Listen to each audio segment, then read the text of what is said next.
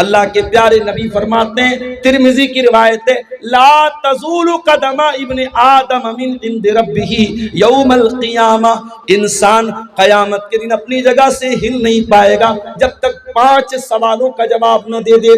पहला सवाल, अन उम्रिही फीमा अफ़ना, मेरे बंदे तूने अपनी जिंदगी को कहाँ गुजारा।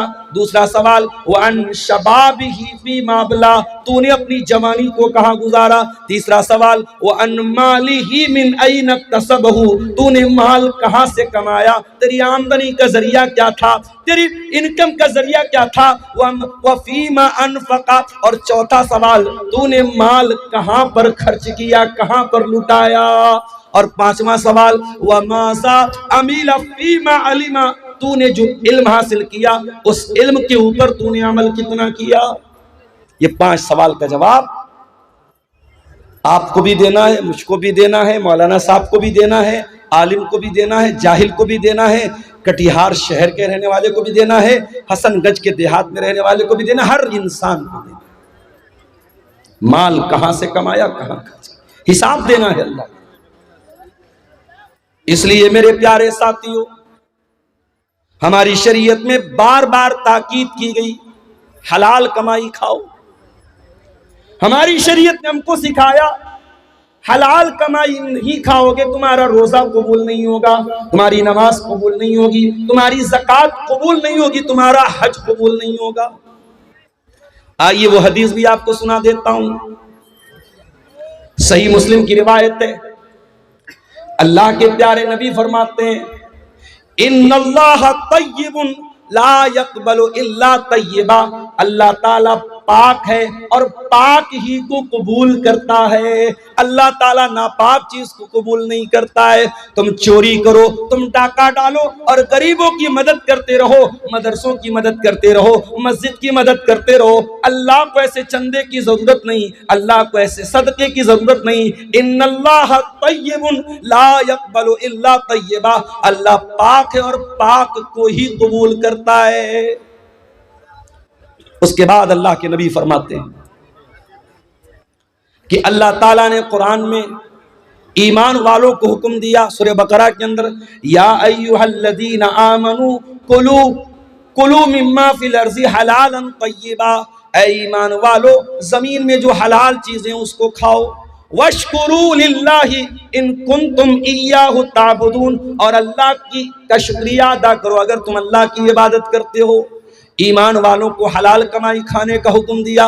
और कुरान के 18वें पारे में अल्लाह ने अपने रसूलों से फरमाया, या अय्युहर रसूलु कुलू मिनत तय्यिबाति वअमलू सालिहा, ऐ मेरे रसूलो तुम नेक अमल करो और हलाल रोजी खाओ।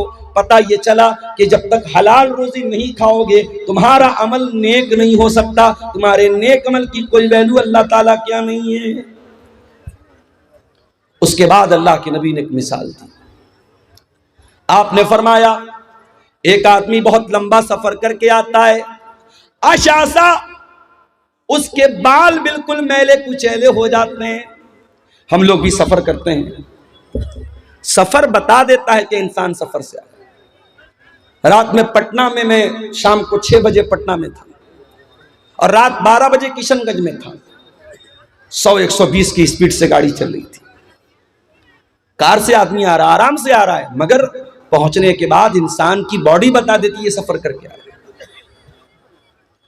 अल्लाह के नबी फरमाते, इतना लंबा सफर करके आया है, अशासा, बाल परागंदाए, अगबरा, उसके कपड़े मैले कुचैले, उसके कपड़े देख करके पता चल रहा है बड़ा लंबा सफर करके आया है। यमुद्दु यदैहि, और अपने हाथों को उठा करके अल्लाह से दुआ करता है। देखो, जब बंदा हाथ उठा के दुआ करता है तो अल्लाह ताला दुआ कबूल करता है। अब यहीं से ये मसला भी नोट कर लो कि दुआ के लिए हाथ उठाना ये दुआ के आदाब में से। अब बाज लोग कहते हैं साहब नमाज के बाद हाथ उठा के दुआ कर सकते हैं कि नहीं? अगर इंडिविजुअली कर रहे हो, अलग अलग कर रहे हो, कर सकते हो, लेकिन अगर इज्तिमाई हो रही है तब ये बिदअत है, इसकी गुंजाइश नहीं।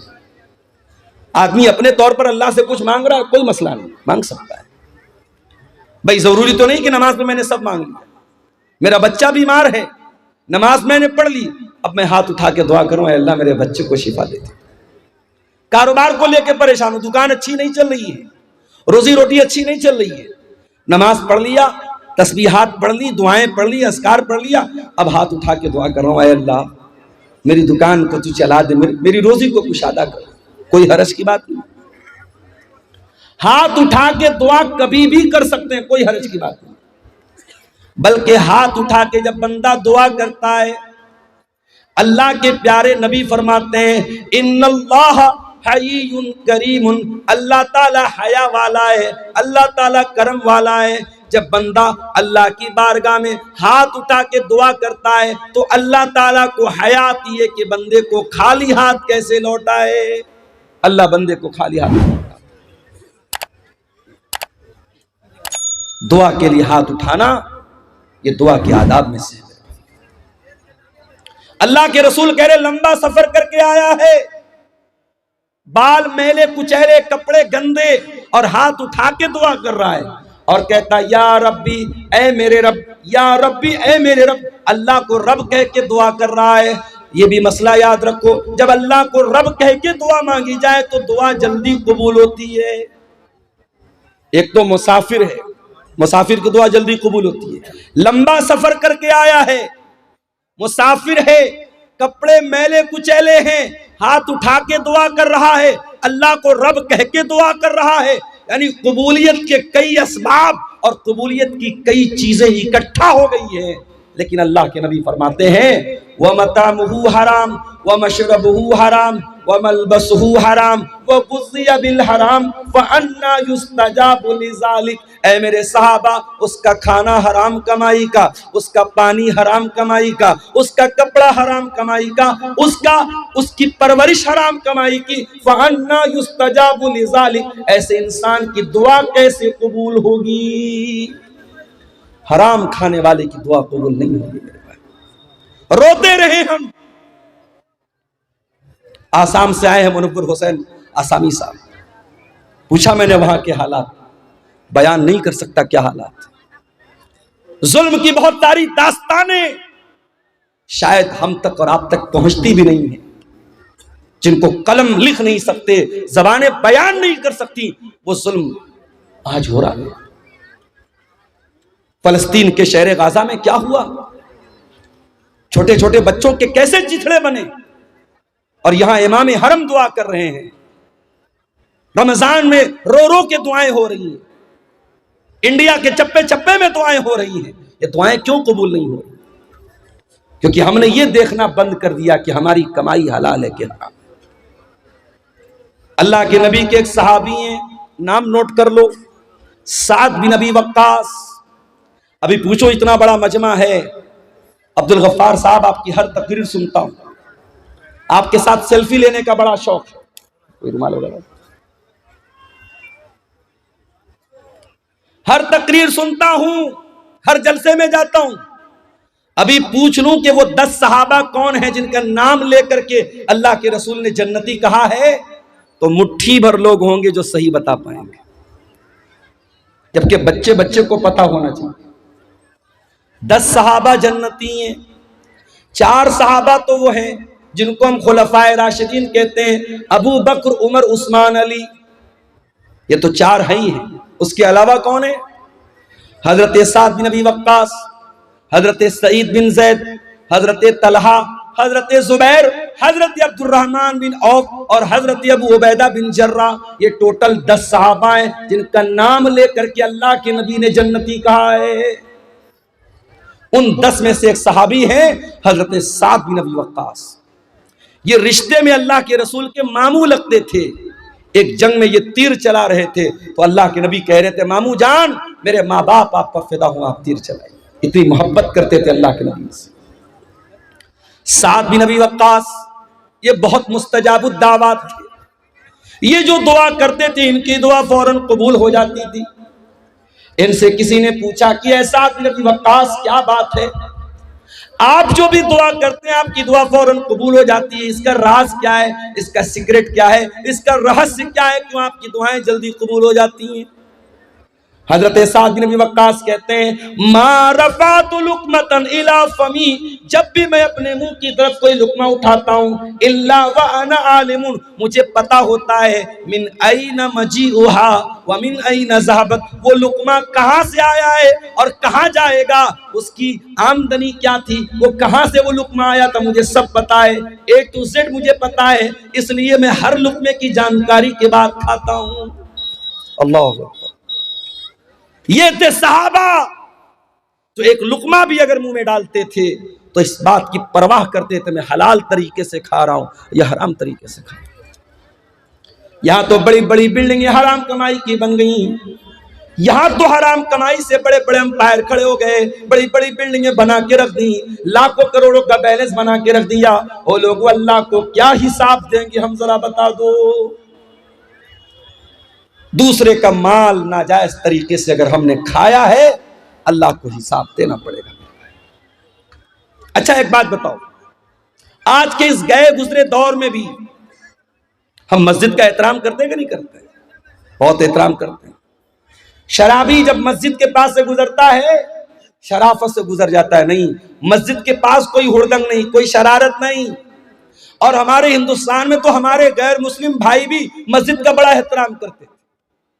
होली का त्योहार आता था, होली खेलते थे, हमने अपने मोहल्ले में देखा, सारे मोहल्ले में होली खेल रहे, बीच में मस्जिद आई, नहीं भाई ये मस्जिद है, यहां कोई बदतमीजी नहीं होगी। ये एक माहौल था हिंदुस्तान का। वो अलग बात है, धीरे धीरे नफरत को जहनों में डाला गया। अब तो बाकायदा मुसलमान की मस्जिद पर दूसरे मजहब का आदमी अपना झंडा लगाने की कोशिश करता है और मस्जिद के सामने गाली गलौज भी हो रहा है और भड़काऊ नारे भी लगाए जा रहे हैं, हालात खराब किए जा रहे हैं। मगर मस्जिद का एहतराम गैर मुस्लिम भी हमारे देश में करता था और करता है। मस्जिद का एहतराम हम सब करते हैं। मस्जिद से भी बढ़ करके एक मुसलमान की जान, एक मुसलमान का माल और एक मुसलमान की आबरू की अहमियत है मेरे भाई। आइए बुखारी की वो हदीस आपको सुनाता हूं। हदीस के रावी कौन? अब्दुल्ला बिन अब्बास। अब्दुल्ला बिन अब्बास कौन है?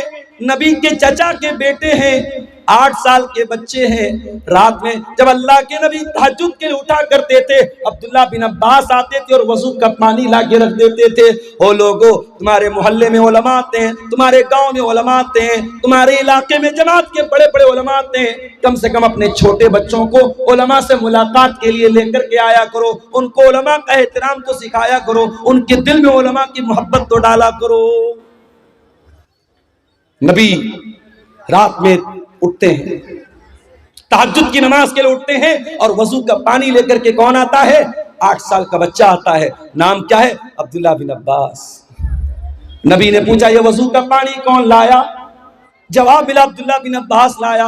नबी ने रात के अंधेरे में दुआ की, अल्लाहुम्मा अल्लिमहुल कुरान, आय अल्लाह तू अब्दुल्ला बिन अब्बास को कुरान का इल्म अता फरमा दे, कुरान का आलिम बना दे, कुरान की नॉलेज दे दे, कुरान का ज्ञानी बना दे, कुरान की तफसीर का इल्म दे दे। और आज जब भी आप तफसीर की कोई भी किताब उठाएंगे, सबसे ज्यादा अगर किसी का नाम आपको मिलेगा अब्दुल्ला बिन अब्बास का नाम मिलेगा। कुरान करीम की तफसीर में नंबर 1 माने जाते हैं सहाबे कराम। ये नबी की दुआ की बरकत थी। वही अब्दुल्ला बिन अब्बास रिवायत करते हैं, अल्लाह के प्यारे नबी अपनी जिंदगी का पहला और आखिरी हज कर रहे हैं और हज के मौके पर तकरीबन 1.25 लाख सहाबे किराम आपके साथ हैं। जिलहिज्जा की 10 तारीख आती है, ईद उल अज़हा का दिन आता है, यौमुन नहर आती है। अल्लाह के प्यारे नबी अपने सहाबा के साथ हैं। आपने मिना के मैदान में फरमाया, अय्यो यौमिन हाज़ा, ऐ मेरे सहाबा ये कौन सा दिन है? सहाबा ने कहा यौमुन हराम, आज का दिन तो यौमुन नहर है, आज का दिन तो 10 जिलहिज्जा की तारीख है, आज का दिन तो बड़ा एहतराम वाला है। फिर आपने पूछा अय्यो बलदिन हाज़ा, ये शहर कौन सा है? सहाबे किराम ने कहा बलदुन हराम, ऐ अल्लाह के नबी ये तो मक्का शहर का एक हिस्सा है, ये तो मक्का शहर है जो अमन वाला शहर है, जो बड़ा एहतराम वाला हुर्मत वाला शहर है। फिर आपने पूछा अय्यो शहरिन हाज़ा, ये कौन सा महीना है? सहाबे किराम ने फरमाया शाहरुन हरामुन, ये तो हुर्मत वाला महीना है, ये तो जिलहिज्जा का महीना है। अब जरा नबी के अल्फाज सुन। अल्लाह के प्यारे नबी ने फरमाया, इन्ना दिमाअकुम व अमवालकुम व आराज़कुम हरामुन अलैकुम का हुर्मत यौमिकुम हाज़ा फी बलदिकुम हाज़ा फी शहरिकुम हाज़ा। ऐ मुसलमानों, कान खोल करके सुन लो, तुम्हारी जान, तुम्हारा माल और तुम्हारी इज्जत व आबरू एक दूसरे के लिए हराम है। उसी तरीके से जैसे आज का ये दिन हुर्मत वाला है, जैसे ये मक्का शहर हुर्मत वाला है, जैसे ये जिलहिज्जा का महीना हुर्मत वाला है, एक दूसरे की जान और माल का उतना ही एहतराम करो। किसी का माल नाजायज तरीके से लेना आपके लिए जायज नहीं है। और आगे बढ़िए, कुरान का दूसरा पारा उठाइए। अल्लाह फरमाता है, वला ताकुलू अमवालकुम बैनकुम बिल बातिल। ऐ मुसलमानों, तुम एक दूसरे का माल नाजायज तरीके से, बातिल तरीके से, इनवैलिड तरीके से, अवैध तरीके से न खाया करो। एक दूसरे का माल हराम तरीके से न खाया करो। वतुदलू बिहा इलल हुक्काम, और अपने मसले को अदालत में ले जाकर के लेताकुलू फरीकम मिन अमवालिन नास बिल इस्मी, लोगों का माल नाजायज तरीके से खाने के लिए अपने मसले को अदालत में न लेके जाओ। कभी कभी ऐसा होता है, हमें मालूम है जमीन हमारी नहीं है, जायदाद हमारी नहीं है, पैसा हमारा नहीं है, हम हड़प रहे हैं किसी का, मगर हमको पता है अदालत में जाएंगे तो हम जीत जाएंगे। वो किसी ने अदालत की फुल फॉर्म बयान की है ना, आओ दावा करो, लड़ो और तबाह हो जाओ। बिल्कुल सही है। अभी उत्तर प्रदेश में मदरसे का मुकदमा चल रहा था, पता होगा आपको। उत्तर प्रदेश में जितने सरकारी मदरसे थे, इलाहाबाद हाई कोर्ट का फैसला आया कि ये सारे मदरसे गैर कानूनी हैं, इनको बंद कर दिया जाए और इन मदरसे में पढ़ने वाले बच्चों को स्कूल में डाल दिया। अदालत को उन मदरसों में पढ़ने वाले 2 लाख बच्चों की तो चिंता थी, मगर उन मदरसों में पढ़ाने वाले 10,000 टीचरों की कोई चिंता नहीं थी। रमजान के महीने में यह फैसला आया, उत्तर प्रदेश के मदरसों में पढ़ाने वाले सरकारी टीचरों का जीना हराम हो गया। उनके हलक के नीचे खाना नहीं उतर रहा था। उसमें बेचारे ऐसे बूढ़े लोग भी थे जो रिटायरमेंट के करीब हैं। उसमें ऐसे लोग भी हैं कि उनकी तनख्वाह से पूरा परिवार चल रहा है, भाई बहन सबको खिला रहे हैं। अदालत का ये फैसला आया, सबके पैरों के नीचे की जमीन खसक गई। बहरहाल वहां टीचरों की ऑर्गेनाइजेशन है, उसने इस मसले को सुप्रीम कोर्ट में लेकर के गए और सुप्रीम कोर्ट के बड़े महंगे वकीलों, उसमें चिदंबरम जी जो हमारे देश के पहले मिनिस्टर रह चुके हैं उनका भी नाम है, और भी कई बड़े बड़े जो एडवोकेट हैं, वकील हैं, जिनकी एक एक दिन की फीस 10-10 लाख 20-20 लाख रुपया फीस है। एक एक सुनवाई की उनकी फीस को अदा किया गया और सुप्रीम कोर्ट में मजबूती के साथ अपना मामला रखा गया। और अभी 2 दिन पहले सुप्रीम कोर्ट का फैसला आया। सुप्रीम कोर्ट ने कहा नहीं, ये मदरसे गैर कानूनी नहीं है, मदरसे को बरकरार रखा जाए, मदरसों को बंद न किया जाए।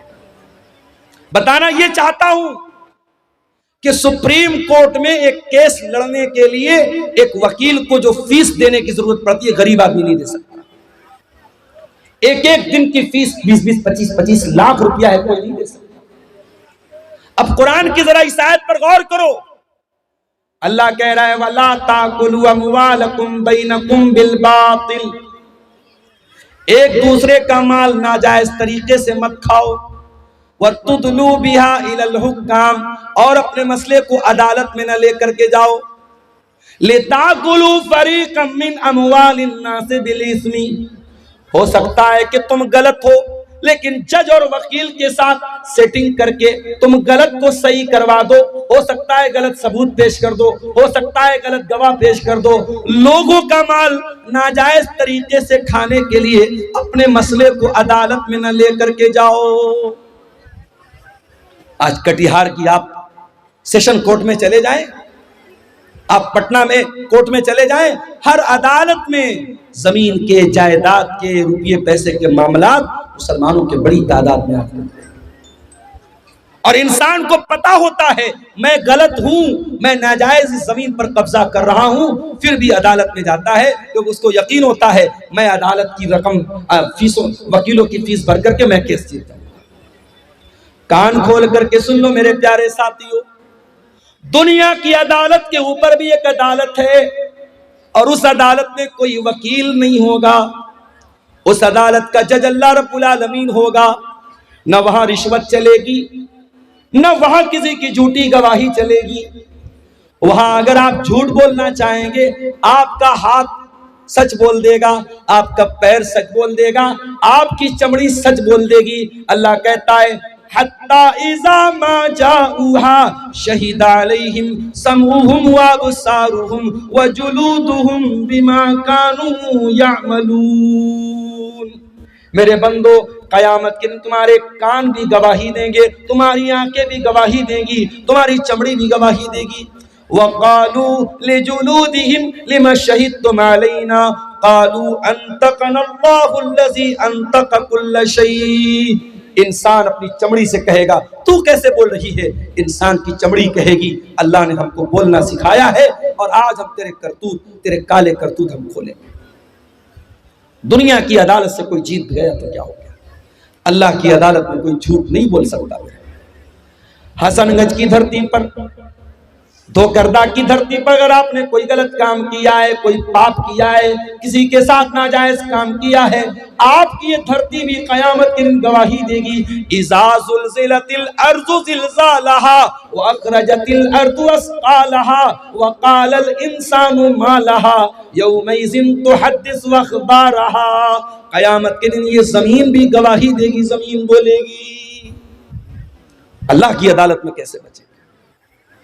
अल्लाह के प्यारे नबी फरमाते हैं इन्नकुम तख्तसिमून इलैया, ओ लोगो तुम मेरे पास अपना मुकदमा लेकर के आते हो। वलअल्ल बाज़कुम अन यकून अलहना बिहुज्जतिही मिन बाज़, हो सकता है कि दो लोग मेरे पास कोई केस लेकर के आए और एक आदमी अपनी बात करने में बड़ी चिकनी चुपड़ी बात करने वाला हो, अपनी दलील को मजबूती से रखने वाला हो, और मैं उसकी बात सुन करके फ़अक़ज़िय लहू बिहक़्क़िही, मैं उसके हक में फैसला कर दूं। ऐसा हो सकता है क्योंकि मैं इंसान हूं। ओ लोगों, मैं बशर हूं, मैं इंसान हूं। हो सकता है कि जो बेचारा हक पर है, जो सही है, उसको बोलना नहीं आता, और जो गलत है वो अपनी जबान की बदौलत, अपनी बातचीत की बदौलत अपनी बात को मनवा ले। अगर ऐसा कभी हो जाए तो अल्लाह के नबी क्या फरमाते हैं, फमन क़ज़यतु लहू बिहक़्क़ि अख़ीहि फ़इन्नमा अक़तअु लहू क़ितअतम मिनन नार।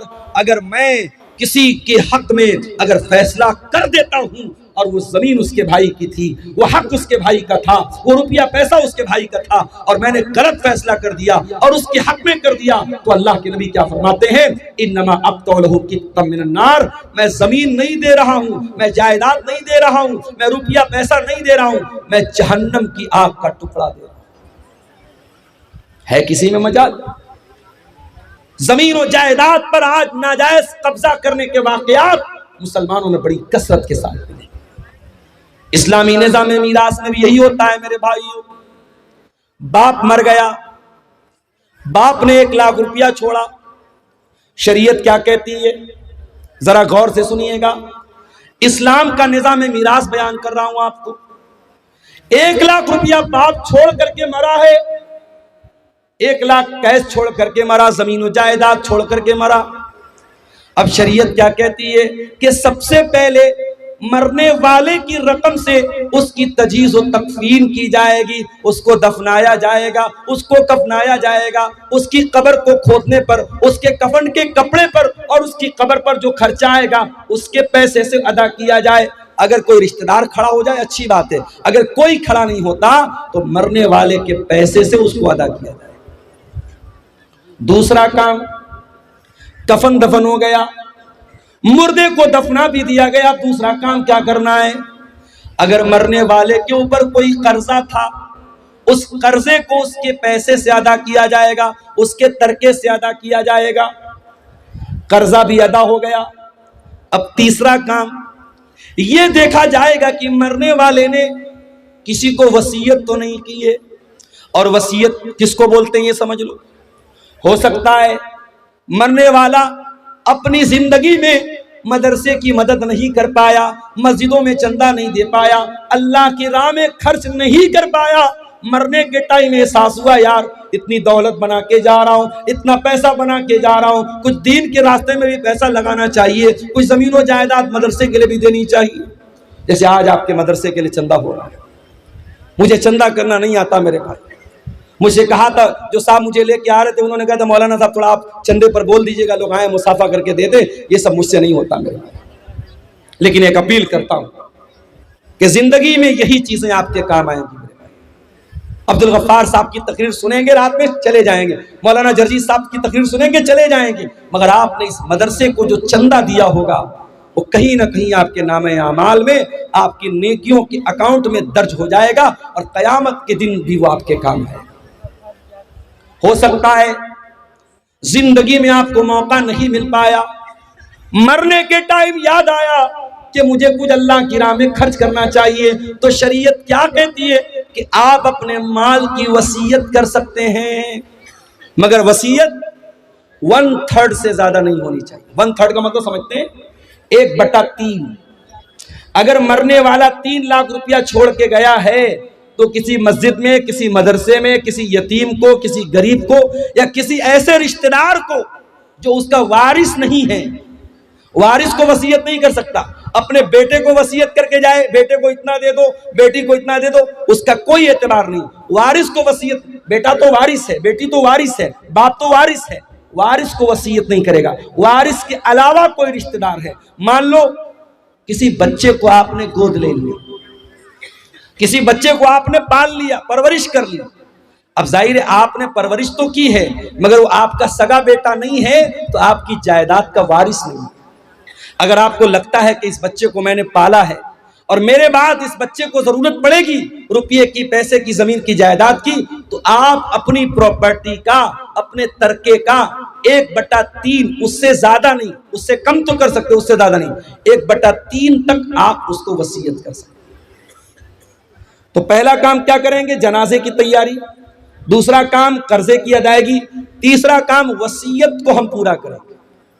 अगर मरने वाला 3 लाख रुपया छोड़ के गया और ये कह करके गया कि मैंने जिस बच्चे को गोद लिया था ये 3 लाख रुपया उसको दे दिया जाए, तो फतवा आप लेने जाएंगे, आप बिहार के किसी आलिम से ले ले, यूपी के किसी आलिम से ले ले, पूरी दुनिया के किसी आलिम से ले ले, तमाम उलमा का फतवा यही मिलेगा कि वसीयत गलत है और उसकी 3 लाख में से सिर्फ 1 लाख रुपया उस बच्चे को दिया जाएगा, 3 लाख पूरा नहीं दिया जाएगा। क्योंकि शरीयत क्या कहती है कि आप जब मर रहे हैं आपके माल में आपके वारिस का हक है, आप अपने वारिस को महरूम नहीं कर सकते। दुनिया की और शरीयतों में, दुनिया के और मज़ाहिब में ऐसा कोई निजाम नहीं है, ऐसा कोई सिस्टम नहीं है। अमेरिका में बहुत बड़े बड़े लोग मर गए और मरने के पहले अपनी सारी जमीन जायदाद अपने कुत्ते के नाम करके चले गए, अपने कुत्ते के नाम, अपने नौकर के नाम, अपनी गर्लफ्रेंड के नाम, अपनी रखैल के नाम करके जाते हैं। अल्लाह का शुक्र अदा करो, अल्लाह ने हमें और आपको इस्लाम जैसी नेमत से नवाजा है। इस्लाम में आप वसीयत भी अगर करेंगे अपने माल की तो किसी इंसान को करेंगे, किसी जानवर को नहीं कर सकते, या किसी मस्जिद में करेंगे, किसी मदरसे में करेंगे, किसी अच्छे काम में करेंगे, और वो वसीयत 1/3 से ज्यादा नहीं कर सकते। अगर 3 लाख रुपया छोड़ के जा रहे हो तो 1 लाख से ज्यादा नहीं कर सकते। अब ये 3 काम होने के बाद अब चौथा नंबर आया, अब वारिसों को हिस्सा दिया जाएगा। अब जब वारिसों को हिस्सा दिया जाएगा तो कुछ लोगों का हिस्सा तो अल्लाह ने बता दिया, माँ का इतना हिस्सा है, बाप का इतना हिस्सा है, शौहर का इतना हिस्सा है, भाई का इतना हिस्सा है। कुछ लोगों का हिस्सा तो अल्लाह ताला ने बता दिया है और कुछ लोगों का अल्लाह ताला ने हिस्सा नहीं बताया है।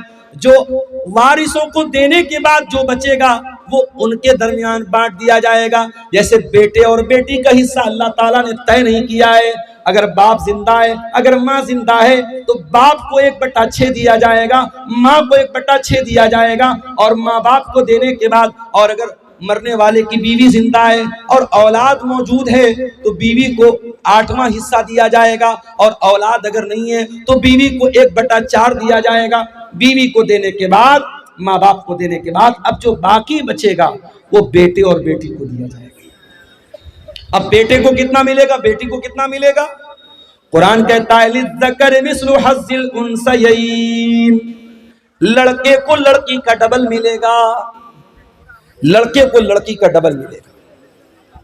अब दुनिया में लोग इस पर बड़ा वावैला मचाते हैं, तो इस्लाम में बड़ी नाइंसाफी है, औरत के साथ बड़ा अन्याय हो रहा है, लड़के को डबल मिल रहा है, लड़की को आधा मिल रहा है।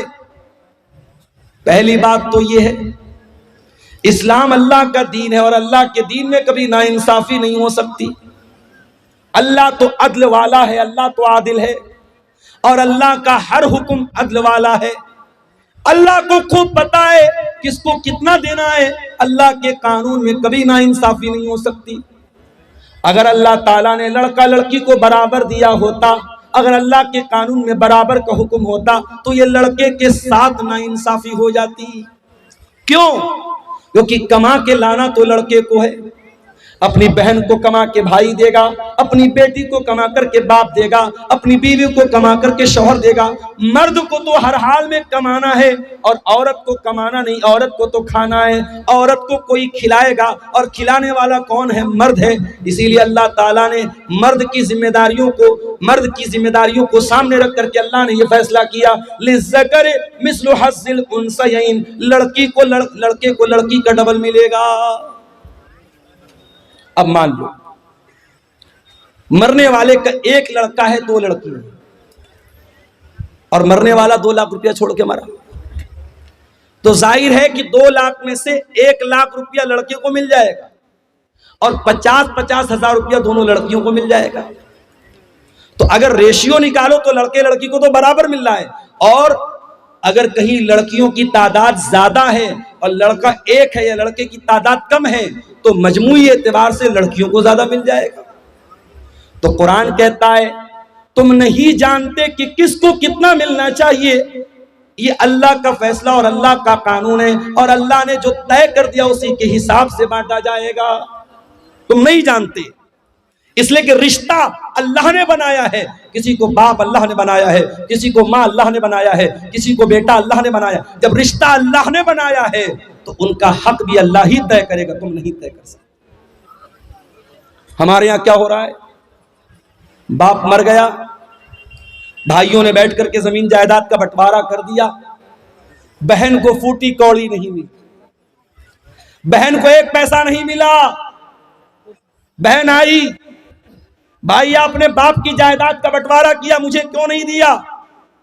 भाइयों ने धमकी दी। मैं शेरशाबादी माहौल नहीं जानता, मैं कटिहार का माहौल, मैं बनारस की बात कर रहा हूं, अपने माहौल की बात कर रहा हूं। भाइयों ने धमकी दी, अगर तू अपना हिस्सा ले लेगी, आज के बाद हमसे रिश्ता मत रखना, हमसे कोई ताल्लुक मत रखना।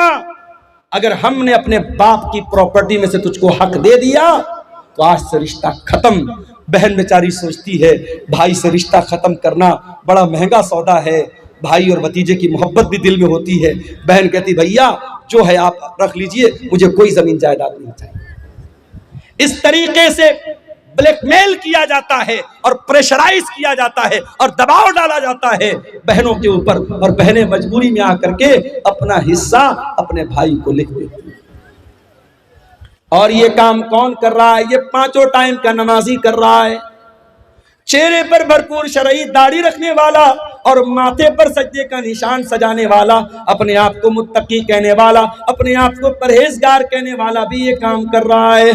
ओ लोगों, अल्लाह को क्या हिसाब दोगे जब अल्लाह का कानून ये कह रहा है कि आपके वालिद के इंतकाल के बाद आपके बाप की प्रॉपर्टी में आपका हिस्सा है और आपकी बहन का भी हिस्सा है। वो कौन सा कानून है, वो कौन सा इंसाफ है जिसकी वजह से आपने अपनी बहन को उसका हक नहीं दिया? जरा ईमान से बताओ, जरा अपने दिल पर हाथ रख करके बताओ मेरे भाई।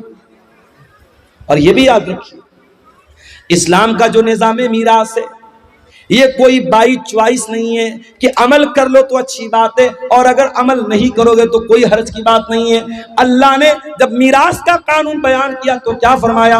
तिल्का हुदूदुल्लाह, ऐ मेरे बंदो, ये अल्लाह ताला का बनाया हुआ कानून है। वमन युतिइल्लाह व रसूलहु युदखिलहु जन्नातिन तजरी मिन ताहतिहल अनहारु खालिदीन फीहा अबदा। जो अल्लाह की बात मानेगा, जो रसूल की बात मानेगा, जो अल्लाह के कानून पर चलेगा, अल्लाह उसको जन्नत में डालेगा, जहां जन्नत में हमेशा हमेशा रहेगा। वज़ालिकल फौजुल अज़ीम, और ये बहुत बड़ी कामयाबी है। वमन यासिल्लाह व रसूलहु व यतअद्दा हुदूदहु, और जो अल्लाह की नाफरमानी करेगा, जो रसूल की नाफरमानी करेगा, जो अल्लाह के कानून को तोड़ेगा, जो अल्लाह के निज़ाम मीरास को नहीं मानेगा, जो अल्लाह के बनाए हुए कानून के मुताबिक अपनी बहन बेटी को हिस्सा नहीं देगा, अल्लाह क्या फरमाता है? युदखिलहु नारन खालिदन फीहा, अल्लाह उसको जहन्नम के अंदर डालेगा और जहन्नम में बहुत लंबे टाइम तक वो रहेगा। वलहु अज़ाबुम मुहीन, और उसको जलील करने वाला अज़ाब दिया जाएगा। जहन्नम की आग, मेरे भाई, हम सोच भी नहीं सकते। कोई ये ना सोचे अरे हम तो तौहीद वाले हैं, हम जहन्नम में जाएंगे, कुछ दिन तक जहन्नम में रहेंगे, फिर निकल जाएंगे। कोई ये ना सोचे। जहन्नम की आग हम एक सेकंड के लिए बर्दाश्त नहीं कर सकते, इसलिए कि जहन्नम की आग तो बड़ी खतरनाक होगी। अल्लाह फरमाता है कुल्लमा नज़िजत जुलूदुहुम बद्दलनाहुम जुलूदन गैरहा लियज़ूक़ुल अज़ाब। जब जहन्नम की आग में तुम्हारी चमड़ी जल जाएगी, हम दूसरी चमड़ी चढ़ा देंगे, हम बार बार जलने की तकलीफ जहन्नमियों को देंगे। अगर जहन्नम के अजाब को सहन कर सकते हो, अगर जहन्नम के अजाब को बर्दाश्त कर सकते हो, तो अपनी बहन और बेटी का हक मार लो, और अगर बर्दाश्त नहीं कर सकते तो जाओ माफी मांगो और अपनी बहन और बेटी को उसका हक दे दो। एक और तरीका चल रहा है हरामखोरी का, और मुसलमानों में ज्यादा पाया जा रहा है। जमीन मेरी है और मेरी जमीन के बगल में उसके मेरे पड़ोसी की जमीन है। मैं धोखे से क्या करता हूं, अपने पड़ोसी की जमीन का 1 फीट हिस्सा अपनी जमीन में शामिल कर ले रहा हूं। मैं मिसाल दे रहा हूं, अपने पड़ोसी की, अपने रिश्तेदार की जमीन पर नाजायज कब्जा करने के लिए जमीन पर बनी हुई बाउंड्री को मिटा देना, निशान को मिटा देना, या जमीन और जायदाद के कागज में हेर फेर कर लेना। मेरे प्यारे साथियों, अगर ये काम आप करते हैं तो कान खोल करके सुन लीजिए। अल्लाह के नबी फरमाते हैं लानल्लाहु मन गय्यरा मनारल अर्जी, जो जमीन के निशान को बदल दे, जो जायदाद को हड़पने के लिए, जमीन को हड़पने के लिए जमीन के निशानात को बदल दे, उसके ऊपर अल्लाह की लानत बरसती है। अगर अल्लाह की लानत के हम हकदार बनना चाहते हैं तो ये काम कर सकते हैं, वरना मेरे प्यारे साथियों ये बहुत ही खतरनाक काम। और आगे बढ़िए, अल्लाह के नबी फरमाते हैं इन्ना रिजालन यतखव्वज़ूना फी मिन मालिल्लाह, कुछ लोग अल्लाह ताला के माल में नाजायज कब्जा करते हैं, दूसरों का माल नाजायज तरीके से खाते हैं। ऐसे लोगों का अंजाम क्या होगा? फरमाया ऐसे लोगों को अल्लाह ताला जहन्नम की आग में फेंक देगा। जहन्नम की आग में हराम खाने वालों को अल्लाह ताला डाल देगा। आप में से बहुत सारे लोगों ने हज उमरा भी किया होगा। सऊदी अरब के अंदर दाखिल होते ही इंडिया का रुपया काम करना बंद कर देता है, बांग्लादेश का टका काम करना बंद कर देता है, अमेरिका का डॉलर काम करना बंद कर देता है। सऊदी में आप गए तो वहां पे सऊदी रियाल चाहिए आपको। एक मरतबा मैं गया उमरा के सफर पर, मैं यहां से रियाल लेके गया, इत्तेफाक से मेरी फ्लाइट डायरेक्ट नहीं थी, तो दुबई के एयरपोर्ट पर फ्लाइट चेंज करनी थी मुझे। अब दुबई के एयरपोर्ट पर सामान, भूख लग रही थी, कुछ खाना था, तो वो रियाल भी लेने को तैयार नहीं है। उसने कहा कि हमें दुबई का पैसा चाहिए, जो यूनाइटेड अरब एमिरेट का जो वो दिरहम होता है, हमको वो चाहिए, हमको यहाँ सऊदी का रियाल नहीं चाहिए। मेरे पास रियाल था, मैं इंडिया से रियाल बना के लेके गया था। हर देश की अपनी एक करेंसी है। अमेरिका के लोग इंडिया में आते हैं, डॉलर को रुपये में बदल के एक्सचेंज करके तब आते हैं। इंडिया का आदमी सऊदी जाता है, अपने रुपये को रियाल में चेंज करता है। हर देश की अपनी एक करेंसी होती है मेरे भाई। एक बात बताऊं आपको, कयामत के दिन करेंसी कौन सी चलेगी? किसी का माल हड़प लिया किसी ने, 1 लाख रुपया किसी का नाजायज कब्जा कर लिया, अब कयामत के दिन जिसका पैसा उसने मारा है, जिसका हक मारा है, उसने अल्लाह की अदालत में कहा, अल्लाह इसने मेरा 1 लाख रुपया नाजायज तरीके से लिया है। अल्लाह के नबी फरमाते हैं कयामत के दिन रुपया तो नहीं चलेगा, पैसा तो नहीं चलेगा, दिरहम तो नहीं चलेगा, दीनार तो नहीं चलेगा। कयामत के दिन कौन सी करेंसी चलेगी? जरा गौर से सुनना कटिहार के लोगों, हसनगंज के लोगों, जरा गौर से सुनना कि कयामत के दिन कौन सी करेंसी चलेगी। अल्लाह के प्यारे नबी फरमाते हैं अपने सहाबा से, ऐ मेरे सहाबा ये बताओ कि सबसे गरीब आदमी कौन है, सबसे कल्लाश आदमी, सबसे निर्धन आदमी, सबसे पुअर आदमी कौन है, सबसे गरीब आदमी कौन है? साहबा ने कहा अल्लाह के नबी जिसके पास दिरहम ना हो, दीनार ना हो, रुपया ना हो, पैसा ना हो, सबसे बड़ा गरीब वही है। आपने फरमाया मेरी उम्मत के अंदर सबसे बड़ा गरीब वो होगा जो कयामत के दिन रोजा लेकर के आएगा, नमाज लेकर के आएगा, सदका खैरात लेकर के आएगा, ज़कात लेकर के आएगा, मगर किसी को गाली दी होगी, किसी को बुरा भला कहा होगा, किसी का माल हड़पा होगा, किसी पर झूठा इल्जाम लगाया होगा, उसकी नेकियां उन हकदारों को बांट दी जाएंगी। जिसका हक आपने मारा है, आपका रोजा लेके चला गया, आपकी नमाज लेके चला गया, आपका सदका खैरात लेके चला गया, आपका हज और उम्रा लेके चला गया। और अल्लाह के नबी फरमाते हैं फ़इन फ़नियत हसनातुहु, अगर उसकी नेकियां खत्म हो जाएंगी और फिर भी कुछ हकदार लोग लाइन में खड़े होंगे, अल्लाह ताला उन हकदारों के गुनाह इसके ऊपर लाद देगा। अल्लाह, हम लोग तो बड़ा खुश है साहब, हमने तो बड़ा दान दिया है मदरसों में, बड़ा जलसों में दान दिया है, बड़ा हज और उम्रा किया है। कयामत के दिन अगर हुकूकुल इबाद में कोताही की है, अगर किसी का हक मारा है, कयामत के दिन ये दान, ये चंदा, ये रुपया, ये पैसा जो अल्लाह की राह में हमने दिया है सब बर्बाद हो जाएगा अगर हमने हुकूकुल इबाद में कोताही की। मेरे प्यारे साथियों, अल्लाह के प्यारे नबी फरमाते हैं अगर उसकी नेकियां खत्म हो जाएंगी और फिर भी हकदार लाइन में लगे हैं, अल्लाह ताला उन हकदारों के गुनाह इसके ऊपर ला देगा। जो इंसान दुनिया से नमाज लेकर के आया था, रोजा लेकर के आया था, ज़कात लेकर के आया था, हज लेकर के आया था, अब उसके ऊपर गुनाह लादे जा रहे हैं, बिल्कुल गुनाहों से भर जाएगा। सुम्मा तुरिहा फिन्नार, फिर उसको जहन्नम के अंदर फेंक दिया जाएगा। इतना खतरनाक मामला है मेरे भाई, इसलिए वरासत के मामलात में अल्लाह से डरो मेरे। और कभी गौर करो, जिस बहन का हक मार रहे हो, जिस भतीजे का हक मार रहे हो, उसके बाप के मरने के बाद वो यतीम है, और यतीम का माल अगर नाजायज तरीके से कोई खाता है, उसकी बड़ी खतरनाक वईद है।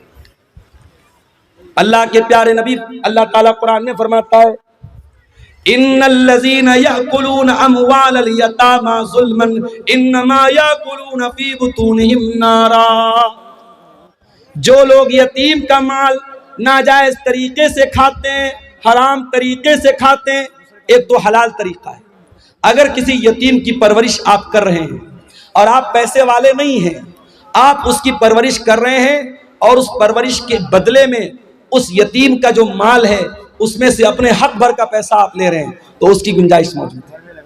लेकिन अगर नाजायज तरीके से यतीम का माल कोई खा रहा है, इन्नल्लज़ीना याकुलूना अमवालल यतामा ज़ुल्मा, जो यतीम का माल नाजायज तरीके से खा रहा है, इन्नमा याकुलूना फी बुतूनिहिम नारा, वो अपने पेट में जहन्नम की आग भर रहा है, अपने पेट में जहन्नम की आग भर रहा है।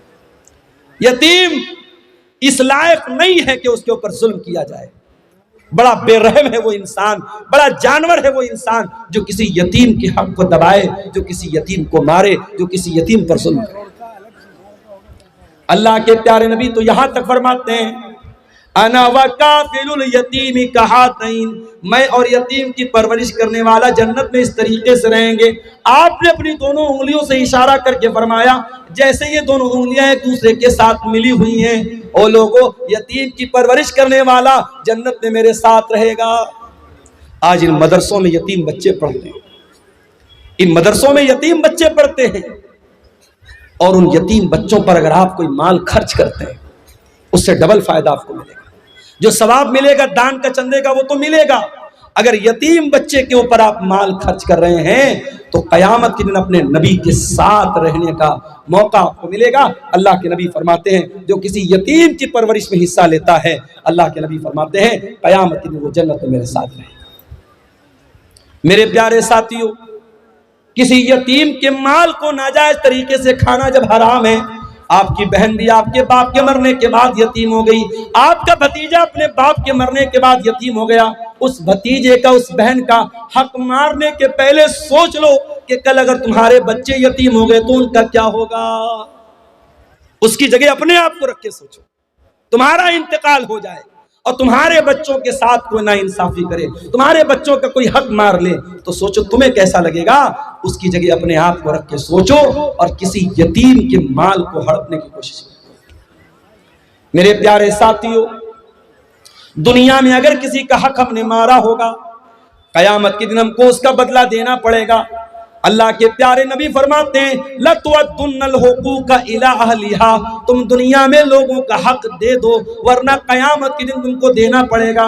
हत्ता युक़ाद लिशातिल जलहाई मिनशातिल करना, क़यामत के दिन अगर सींग वाली बकरी ने बगैर सींग वाली बकरी को मारा है तो उस बकरी से भी क़िसास लिया जाएगा, उस बकरी से भी बदला लिया जाएगा, जानवरों से भी हिसाब लिया जाएगा। अगर जानवरों से क़िसास लिया जाएगा तो हम और आप तो इंसान हैं मेरे भाइयों, हमें और आपको भी हिसाब देना पड़ेगा।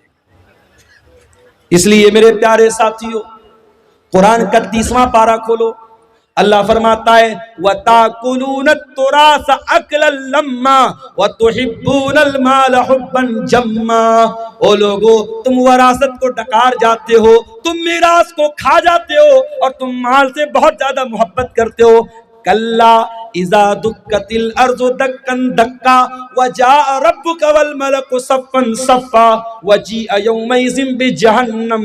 ओ लोगो, जरा उस दिन को याद करो जिस दिन जमीन को टुकड़े टुकड़े कर दिया जाएगा, जमीन को रेजा रेजा कर दिया जाएगा और अल्लाह ताला अपने बंदों का फैसला करने के लिए आएगा और फरिश्ते भी लाइन लगा करके खड़े होंगे और जहन्नम को भी उस दिन लाया जाएगा। यौमइज़िन यतज़क्करुल इंसानु मा सा, और क़यामत के दिन इंसान याद करेगा उसने दुनिया में क्या क्या किया है।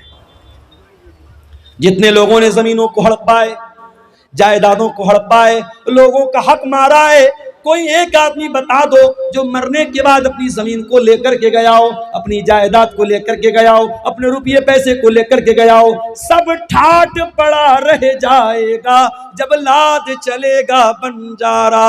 सब यहीं छोड़ के जाना है मेरे प्यारे भाइयों, इसी कब्र की 2 गज जमीन में हमको दफन हो जाना है। दुनिया की चंद रोजा जिंदगी के लिए अपनी आखिरत को दांव पे न लगाओ, अपनी आखिरत को खतरे में न डालो मेरे भाइयों। लोगों का हक दुनिया में दे दिया करो। अल्लाह के प्यारे नबी ने इतनी खतरनाक वईद फरमाई। आपने फरमाया अपने इंतकाल के कुछ पहले आपने फरमाया अस्सलाता अस्सलाता वमा मलकत ईमानुकुम। ओ लोगो, तुम नमाज की पाबंदी करना और अपने गुलामों और अपने लौंडियों के साथ तुम अच्छा सलूक करना, उनके साथ हक तलफी मत करना। इस्लाम वो दीन है कि समाज का वो तबका जो मजदूरों का तबका है, जो गुलामों का तबका है, जो लौंडियों का तबका है, जिसको दुनिया में हकीर माना जाता है, अल्लाह के प्यारे नबी अपने इंतकाल के पहले दुनिया को वसीयत करके जा रहे हैं, उस गुलाम और लौंडी का भी हक आपको नहीं। हजरत अबू ज़र ग़िफ़ारी ने अपने गुलाम को बुरा भला कह दिया, उसकी माँ का नाम लेके कुछ आर दिला दी, कुछ बुरा भला कह दिया। अल्लाह के प्यारे नबी को बहुत गुस्सा आया। आपने फरमाया ऐ अबू ज़र, आज तुमने इतना खतरनाक काम किया है कि ये तो दौरे जाहिलियत का काम है, ये तो वो इंसान ये काम करेगा जिसके अंदर दौरे जाहिलियत का कोई हिस्सा रह गया हो। आपने कहा कि ये नौकर चाकर, ये काम करने वाले, ये भी तुम्हारे भाई हैं, जो खाओ उनको खिलाओ, जो पहनो उनको पहनाओ। इस्लाम तो वो मजहब है मेरे भाई जो गुलामों का, नौकरों का भी हक हमें बताता है। दुनिया में लोग मजदूर दिवस मनाते हैं, बड़ी बड़ी तंजीमें बनी हैं, एसोसिएशन बनी है मजदूरों के हुकूक के लिए। 1400 साल पहले मोहम्मद अकरम सल्लल्लाहु अलैहि वसल्लम ने मजदूरों के हक की लड़ाई लड़ी है, मजदूरों को उनका हक दिया है आपने। अल्लाह के प्यारे नबी फरमाते हैं आतुल अजीर हक़्क़हू क़ब्ल अन यजिफ़ अरक़हू, मजदूर का पसीना सूखने के पहले उसकी मजदूरी दे दो। मेरे प्यारे साथियों, इस्लाम तो वो प्यारा दीन है जो हर हकदार को उसका हक टाइम पर देने की तालीम देता है। इसलिए अगर किसी के बाप का इंतकाल हो चुका है तो देर ना करे, अपने भाइयों को इकट्ठा करे, बहनों को इकट्ठा करे, मुफ्ती साहब को बुला ले। बाप जो जमीन छोड़ के गए, जो जायदाद छोड़ के गए, जो सोना चांदी छोड़ के गए, जो खेत खलियान छोड़ के गए, सबका कैलकुलेशन करके हिसाब कर ले और जिसका जो हक है वो उसको दे दे। मेरे भाई, दुनिया में चंद दिनों की परेशानी सह लो, ये इससे बेहतर है कि हमें आखिरत में अल्लाह के अजाब को सहना। और ये भी याद रखो, अगर हराम की जमीन में, हराम की जायदाद में अपने बच्चों को रख के पाल रहे हो, अपने बच्चों को भी जहन्नम की आग का हकदार बना रहे। हम ये समझ रहे हैं साहब हम हराम का पैसा कमा रहे हैं, हमारे घर में पैसा आ रहा है, हमारे बच्चे चैन की जिंदगी गुजार रहे हैं, हमारी फैमिली चैन की जिंदगी गुजार। गलत है ये। अगर पैसा हराम का आ रहा है और आपके बच्चे ऐश कर रहे हैं, आपकी बीवी ऐश कर रही है, वो हराम की कमाई आपके घर की बरकत को खत्म कर रही है। अल्लाह के प्यारे नबी फरमाते हैं, जो जिस्म हराम कमाई से परवरिश पाता है फन्नारु औला बिही, वो जिस्म जहन्नम की आग में जलेगा। मेरे भाई, क्या हम चाहेंगे हमारे बच्चे जहन्नम की आग में जलें? हम कभी नहीं चाहेंगे। ये चंद सवालात आए हैं, देख लेते हैं इसको। और आखिर में बार बार पीछे से डिमांड आ रही है, आप लोग बड़ी तादाद में मौजूद हैं और आपको बताने की जरूरत नहीं जलसे का मकसद क्या है। और मेरे भाइयों ने मुझे बताया इदारा काफी कर्जे में चल रहा है, उसकी जो बिल्डिंग वगैरह बनी है उस पर काफी कर्जा है। आप हजरात मेरी तकरीर के आखिर में जो भी ताउन है, आप जो भी दान कर सकते हैं, ताउन कर सकते हैं, यहाँ आके देते जाइएगा। इंशाअल्लाह उस पर बेहतरीन अजर अल्लाह ताला आपको देगा। और मैं सबके लिए इज्तिमाई तौर पर एक दुआ कर दूंगा। सऊदी अरब के साथ ईद और बकरीद की नमाज पढ़ना कैसा है? कुछ उलमा इसको जायज ठहराते हैं, साथ ही सऊदी अरब के साथ जज़ाकल्लाह खैर। देखिए किसी भाई ने ताउन पेश किया है, अल्लाह इनके ताउन को कबूल करे। मेरे भाइयों, हम अपने इंडिया में, अपनी कंट्री में नमाज कैसे पढ़ते हैं? क्या सऊदी के हिसाब से पढ़ते हैं? नहीं, हम यहाँ के हिसाब से नमाज पढ़ते हैं। सऊदी अरब में हमसे 2.5 घंटे का फर्क है। हम ऐशा की नमाज के बाद आराम से बिस्तर पे सोने जाते हैं, टीवी चालू करते, पता लगा सऊदी अरब में ऐशा की अज़ान अब शुरू हो रही है। तो टाइम का फर्क है। वैसे ही चांद का भी फर्क है। चांद हमारे मुल्क में कभी और नजर आता है, सऊदी अरब में कभी और नजर आता है। और इस मसले में अगरचे कुछ उलमा का ये कहना है कि सारी दुनिया में एक चांद होना चाहिए, मगर आपके झारखंड के बहुत बड़े आलिम दीन इंतकाल कर गए, अल्लाह गरीब के रहमत करे, अल्लामा अब्दुल अजीज हक्कानी साहब रहमतुल्लाह अलैह। मैंने उनका मज़मून पढ़ा था, बड़ी तफसील से उन्होंने लिखा था और उन्होंने दलाइल से साबित किया था। और मरकजी जमीयत अहले हदीस से उनका वो मजमून छपा था कि हर इलाके के लोगों की अपनी रूयत है, हर शहर के लोगों की अपनी रूयत है। वो अपना चाँद देख करके रोज़ा रखेंगे, अपना चाँद देख करके ईद मनाएंगे। ये पूरे हिंदुस्तान या पूरी दुनिया में एक चाँद मनाना, ये दलील के एतबार से मजबूत बात नहीं है और ना प्रैक्टिकली ऐसा मुमकिन है। ऐसा जब तक मुमकिन नहीं है तब तक कोई अगर अपनी अलग ईद मना रहा है, अपना अलग रोज़ा रख रहा है, तो ये मुसलमानों की जमात में फूट डाल रहा है, उसको अल्लाह के यहाँ हिसाब देना पड़ेगा। बचत खाते में, बैंक में रखे हुए पैसे में ब्याज के तौर पर कुछ रुपये जमा कर देते और हमें मालूम नहीं पड़ता, तो उस पैसे को क्या किया जाए? देखिए, ये मत कहिए कि मालूम नहीं पड़ता, सारा सिस्टम मौजूद है। इंटरेस्ट की रकम रोज नहीं आती है, हर क्वार्टर पर आती है।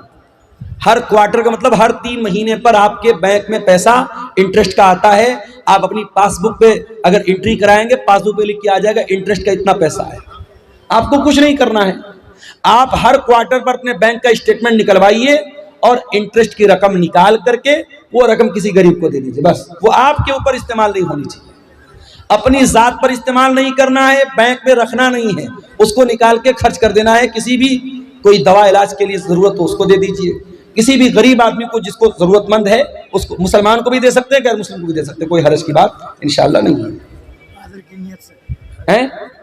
नहीं, अजर की नीयत से नहीं, उस पर कोई अजर व सवाब की नीयत नहीं करना है, वो कोई दान नहीं है। वो पैसा आप इसलिए गरीब को दे रहे हैं कि पैसा इस्तेमाल हो जाए, बस उसको अपने ऊपर इस्तेमाल नहीं कर सकते आप, लेकिन गरीब को दे देंगे, वो इस्तेमाल कर सकता है। सवाब आपको नहीं मिलेगा, ना सवाब की नियत आपको करना है। कुछ लोग 50% या 60% में चंदा करते हैं, वो कैसा है? देखिए, शरीयत में ज़कात की रकम के जो मसारिफ बयान किए गए, कुरान में अल्लाह ने सूरह तौबा में बयान किए, उसमें ज़कात वसूलने वाले को भी ज़कात की रकम में से देने का हुक्म है, वल आमिलीना अलैहा। लेकिन उसका बाकायदा परसेंटेज बनाना, और परसेंटेज भी इतना बड़ा बनाना कि देने वाला 1 लाख दे रहा है और मदरसे में 40,000 पहुंच रहा है, 30,000 पहुंच रहा है, तो बहुत गौर करने की बात है। इसलिए जो मेरी नज़र में उलमा के फतावे हैं, जो तहरीरें हैं, उन्होंने सख्ती से मना किया है कि ठीक है, चंदा लाने वालों को पैसा दिया जाए, मगर इतने भारी रेशियो के साथ उनको कमीशन देना ये मुनासिब नहीं है, इससे परहेज किया जाए। ये किसी भाई ने 500 रुपये की रकम दी है मदरसा रहमत आलम को, अल्लाह ताला इस बंदे पर रहमत फरमाए। 1-2 सवालात और आए हैं, मुझे 2 बजे तक का अल्टीमेटम मिला है, 2 बजने वाला है। कब्रिस्तान के नाम पर जमीन देने के बाद फिर उसी जमीन को वापस ले लेना कैसा है, और उस जमीन पर खेती गलत है। अगर आपने कब्रिस्तान के नाम पर जमीन वक्फ कर दी तो वक्फ जमीन को दोबारा वापस नहीं ले सकते। कब्रिस्तान के नाम पर जमीन वक्फ हो गई तो उस पर कब्रिस्तान ही बनेगा, उसको दोबारा लेना और खेती करना बिल्कुल गलत है, यह मुनासिब नहीं है। मेरी सगी बहन की शादी जिस लड़का से हुई, उस लड़का की सगी बहन से क्या मैं शादी कर सकता हूं नगद मेहर के साथ? 10 साल हो गया है मेरी बहन की शादी होने का, अब मैं अपने बहनोई की बहन से शादी करना चाहता हूं, तो क्या कर सकता हूं? बिल्कुल कर सकता हूं। देखिए, शरीयत में जो मना है उसको बोलते हैं निकाह शिगार।